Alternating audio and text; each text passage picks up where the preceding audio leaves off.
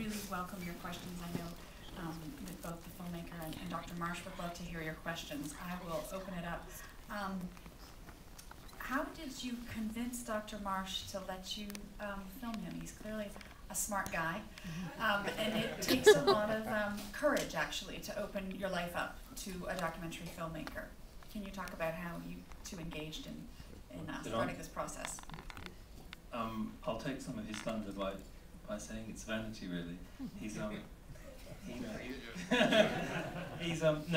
we know each other very well. We made a film together 5 years ago, I think, and I think it was this sort of confluence of influences, and we just quickly discovered both of us have this bizarre love affair with Ukraine, and anybody that's got a love affair with Ukraine is sort of worth knowing, and know vodka and things. It just happened, didn't it? I mean, it was a relationship that was, I think, meant to happen. So that's how it started, and I plugged away and finally got someone to say yes to this film.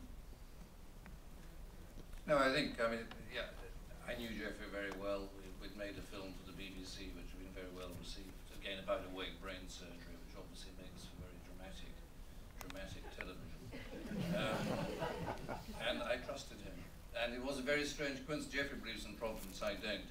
But it was a very strange coincidence. We both have this long, both for totally individual, independent reasons, had a long relationship with Ukraine. And this we discovered gradually as we were filming the original film to the BBC. So the film seemed almost inevitable, really, that we'd make it. Over here. I wonder if you'd comment about the visual aspects of the film. It seemed extraordinary to me that where there was already such a compelling story, that you were so painstaking and loving in your visual compositions of the Ukrainian countryside and people. So I wonder if you'd comment on that. I think I've been going out there for sort of 12 years or so, and I love that place.